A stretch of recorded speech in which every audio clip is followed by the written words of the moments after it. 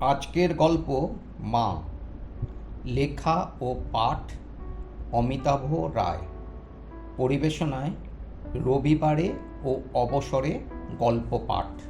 শহরতলির একটা ছোট্ট শহর চাকদহ। সেখানকার লোকেরা নিজেদের প্রগতিশীল ভাবলেও শহুরে মানসিকতা থেকে বেশ কিছুটা পিছিয়ে। 100 বছরের ওপর বাস করা চক্রবর্তী পরিবার আর বাংলাদেশ থেকে প্রায় 80 বছর আগে আসা দত্ত পরিবারের খুব কাছাকাছি দুটি বাড়ি, চক্রবুহ আর দত্তবিলা। আবার শেষ দুটি প্রজন্মের বাবারা আর ছেলেরা দুটি যুগে পরস্পরের ক্লাসমেট। ওই এলাকার সবাই জানতো দুটি পরিবারের মধ্যে আলাদা হৃদ্যতা আছে। সবাই ওদের আলাদাভাবে শ্রদ্ধা করত। তার বিশেষ কারণ, সুভাষ চক্রবর্তী আর সুদেব দত্ত স্থানীয় স্কুলের ইংরেজি আর অঙ্কের শিক্ষক। দূর দূরান্ত পর্যন্ত তাদের এতটাই নামডাক যে স্থানীয় বাসিন্দারা তাদের প্রতিবেশী হিসাবে বেশ গর্ব অনুভব করত। সালটা 1991।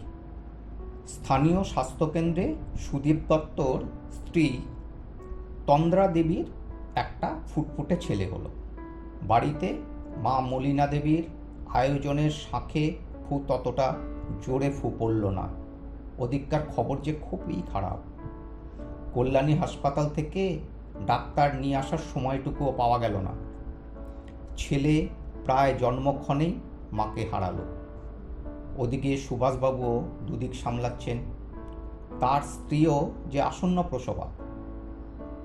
বাড়িতে সব ঠিকই আছে গোছের কথা চালিয়ে গেলেন, কিন্তু সঙ্গে সঙ্গে ওদের অনেক ভরসার স্বাস্থ্যকেন্দ্রের ওপর আস্থা হারালেন। 5-6 কিলোমিটার দূরে কল্যাণী সরকারি হাসপাতালে স্ত্রীকে ভর্তির ব্যবস্থা করলেন। সুদেববাবু সকালে সপ্তাহ করে ছেলেকে নার্সের তত্ত্বাবধানে নিয়ে বাড়ি ফিরলেন। দুদিন বাদে সুভাষবাবুও ছেলে এবং স্ত্রীকে নিয়ে বাড়ি ফিরলেন। পথে সুকন্যা দেবী সব শুনলেন। সাথিয়ারা মন ছেলের অকল্যাণের দোহাইতেও চোখের জল আটকাতে পারল না। ছেলে অলক্ষণে, কথাটা সুদেববাবু মেনে নিতেই পারলেন না। লড়াইটা মলিনা দেবীর সাথেও জারি থাকলো। নিজেকে প্রবোধ দিতে থাকলেন, আমি তো আমার সবচেয়ে বড় বন্ধু আর সাথীকে হারালাম, কিন্তু সহজে তার মাকেই হারিয়ে ফেলল। যত যাই করি না কেন, সুন্দর পৃথিবীটা ওকে দেখাতে পারবো না। হ্যাঁ, ছেলে হলে তার নাম হবে সহজ, এটা তন্দ্রা দেবী ঠিক করে রেখেছিলেন। বাড়িতে আয়াকাম রাঁধুনির কাছেই সহজের মানুষ হওয়ার শুরু। মাথার ওপর মলিনা দেবী তো আছেনই। সময়ের সাথে রাগ কমলে দেবশিশুর মতো দেখতে নাতির ওপর মায়া বাড়তে থাকলো। দিন কাটার সাথে বাচ্চা দেখে সবাই বলতো, সহজ একেবারে মায়ের মতো দেখতে। মাতৃমুখী পুত্র নাকি সুখী হয়। সুভাষবাবুর ছেলেও বড় হতে থাকলো। সহজের সাথে মিল রেখে ওর নাম রাখা হয়েছে সরল। দুবাড়ির মধ্যে যাতায়াতটা কমলেও আন্তরিকতাটা এতটুকু কমেনি। সুকন্যা দেবীও যেমন স্নেহের টানে এ বাড়িতে আসেন, তেমনি মলিনা দেবী নাতি কোলে করে ও বাড়িতে যান। মলিনা দেবী ছেলে আর নাতির কষ্ট আর সহ্য করতে পারছিলেন না। বারবার ছেলেকে বিয়ের জন্য চাপ দিতে থাকেন। বড় আশা ছিল নতুন মা এসে ছেলেকে মায়ের স্নেহ দেবে এবং সংসারটাও পরিপূর্ণ হয়ে উঠবে। কিন্তু সুদেববাবু বাস্তবটা খুব ভালোভাবে জানেন। স্বাভাবিক আশঙ্কা থেকেই তিনি এসব প্রস্তাব এড়িয়ে চলেন।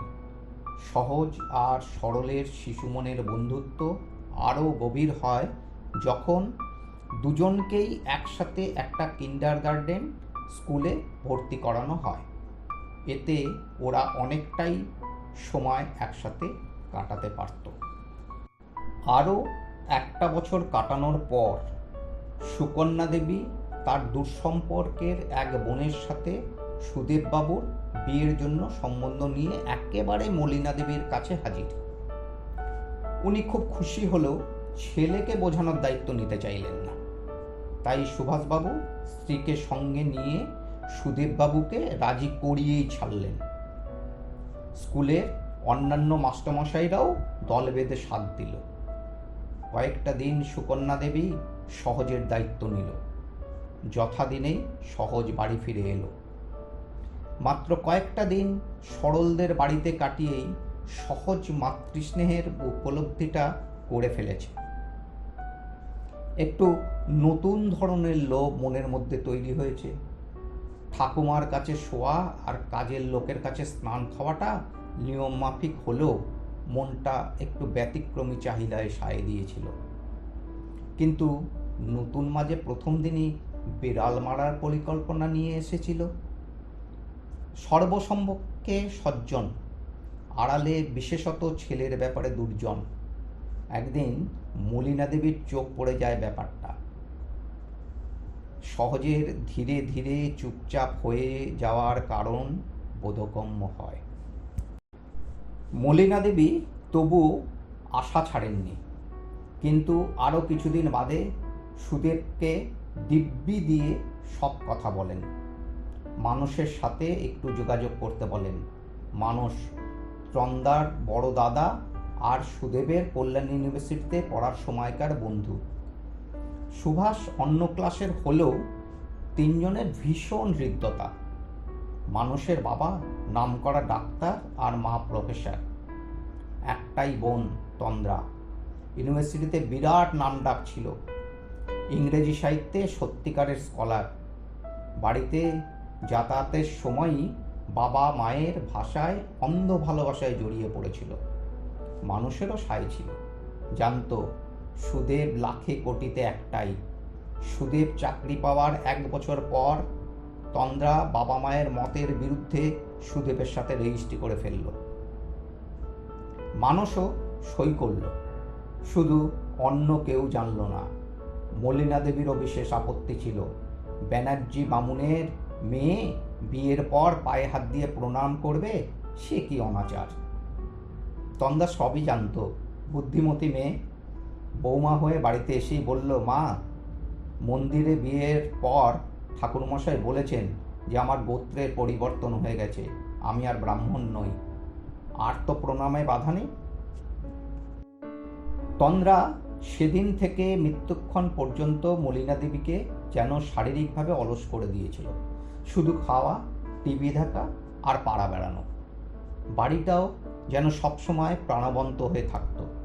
চুপিসারে মানুষও প্রায় আড্ডা দিতে আসত।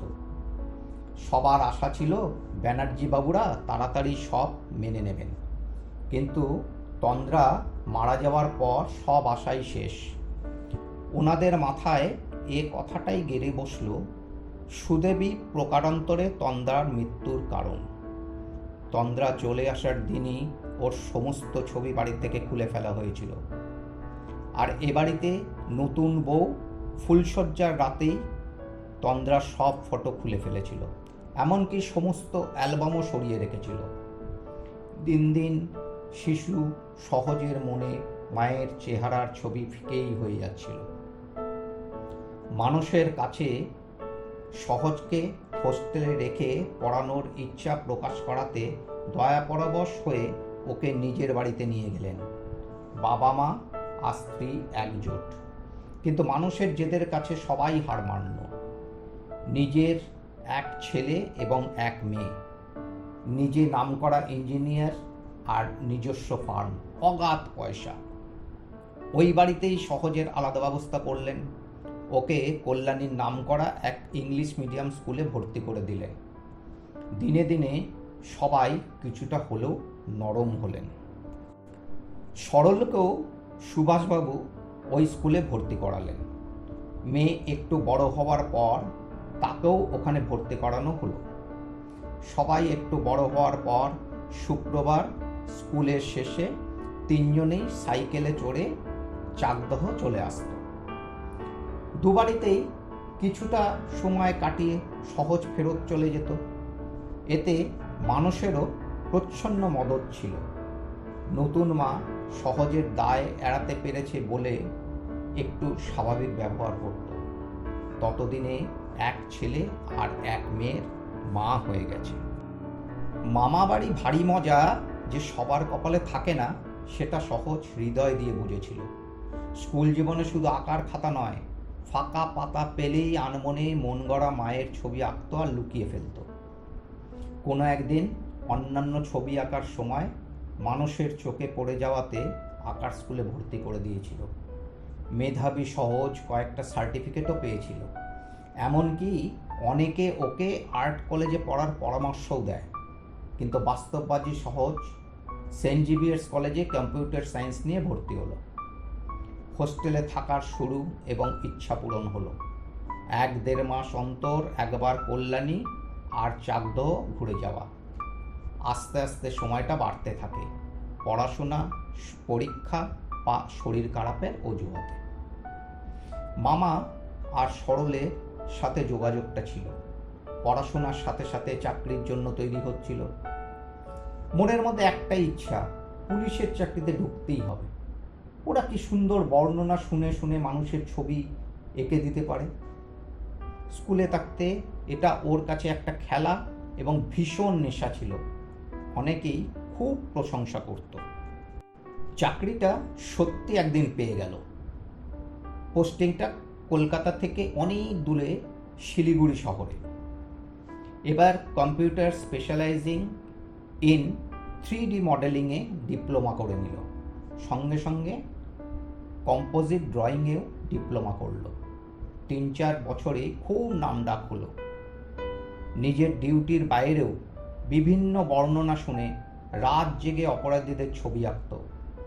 প্রায় হুবহু হতো প্রতিটি sketch. Lalbazar cyber crime sell থেকেও মাঝে মাঝে ডাক পড়ত। এরকম করতে করতে লালবাজারে পোস্টিং হয়ে গেল, প্রমোশনও হলো। কিন্তু এ ব্যাপারটা কাউকেই জানালো না। কোয়ার্টারে না থেকে একটা 2 রুমের ফ্ল্যাট ভাড়া করে প্রায় সমবয়সী এক সহকর্মীর সাথে থাকত। রাতে মন দিয়ে ছবি আঁকতে পারত। কয়েক মাস বাদে হঠাৎ একদিন সহজের বাবা মা সুভাষ কাকু অফিসে হাজির। সহজ ভেবে কুলকিনারা পেল না, এনারা ওর খবর জানলো কি করে। ওনারা যখন ওকে দেখে অবাক হলো তখন বুঝলো এটা অন্য ব্যাপার। কথায় কথায় বুঝলো ওর মামাতো বোনের জন্য পাত্রের যোগাযোগ হয়েছে। সে ভাগ্যক্রমে ওর এই বিশেষ বন্ধু। বসের কাছে অনুমতি নিয়ে সবাইকে নিয়ে ওদের ভাড়া ফ্ল্যাটে গেল। সবাই বসার ঘরে ঢুকে একটা ফটো দেখে ভীষণভাবে হতচকিত হয়ে গেল। এ তো হুবহু তন্দ্রা। কিন্তু সহজ না দেখেছে ওর মাকে, শিশু বয়সের পর না দেখেছে কোনো ছবি। ঘরে ঢোকার সময় ওদের কথোপকথন শুনে সহজের বিশেষ উপলব্ধি হয়। তাহলে এত বছর ধরে সবার মুখের থেকে মায়ের গল্প শুনে তিল তিল করে মনে ধরে রেখে কল্পনার রং মিশিয়ে যে রূপ সে দিয়েছে, বাস্তবে তা হুবহু। এক ছোট্ট সামনের দোকান থেকে একটা মালা কিনে এনে ছবিটায় পরিয়ে দিয়ে হাত জোর করে প্রণাম করল। সবাই বাকরুদ্ধ। দুপুরে খাবার টেবিলে আলোচনা চলছিল। মামা সহজের দিকে প্রশ্নসূচক দৃষ্টিতে তাকালে সহজ বলে উঠল, কোনো চিন্তা নেই, ওর সঙ্গে ফোনে কথা হয়ে গেছে, ও প্রায় এসেই গেছে, একসাথে খাবো। মাঝে সুভাষবাবু বলে উঠলেন, আমি আমার মেয়ের জন্য জামাই খুঁজে পেয়ে গেছি। আমি ওর মনোভাবটা অনেক দিন ধরেই জানি। এখন ছেলে আর তার বাবার মতামতটা পেলেই হয়। সুদেববাবু মনে মনে ভাবলেন, আমার জীবনে তো সবই নতুন আনন্দের স্বাদ। মা তো ব্রাহ্মণের মেয়ে বলে আর আপত্তি করতে পারবেন না। তন্দার কাছ থেকে তো উত্তরটা জেনে নিয়েছেন। যে মুহূর্তে আড্ডা চরম পর্যায়ে পৌঁছলো, তখন সহজ দরজার বেল শুনে দরজা খুলে বন্ধুকে নিয়ে ঘরে ঢুকলো।